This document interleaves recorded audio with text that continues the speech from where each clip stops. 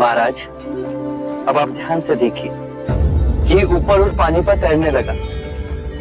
अब बताइए, मेरे या किसी और के पूजा पाठ करने से क्या ये घी नीचे बैठ सकता है? असंभव।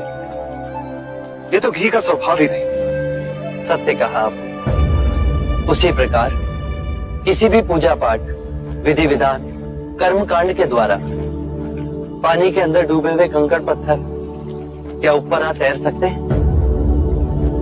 नहीं बुद्ध, ये तो प्रकृति के नियम के विरुद्ध है। तो हम प्रकृति से भिन्न कैसे हुए? हम भी तो प्रकृति का ही रूप है। सत्य कहा बुद्ध। एक सत्य यह भी है राजन, यदि हमारे पूर्वजों ने अपने जीवन काल में कंकड़ पत्थर बोए, दुष्कर्म किए, तो वो स्वाभाविक ही कंकड़ पत्थर की तरह नीचे बैठ जाएंगे। और यदि उन्होंने अपने जीवन काल में सत्कर्म किए तो स्वाभाविक ही घी की तरह ऊपर आ तैरने लगेंगे। जो बोएंगे वही काटेंगे।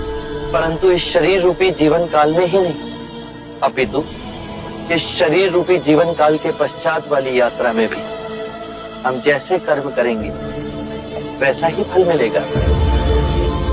अब बताइए, इस प्रकृति के नियम को कोई पूजा पाठ, कर्म कांड, विधि विधान, यज्ञ हवन मिटा सकता है? राजन, मैं भी इसको नहीं बदल सकता। केवल अच्छे कर्म ही मनुष्य की मुक्ति का द्वार खोलेंगे।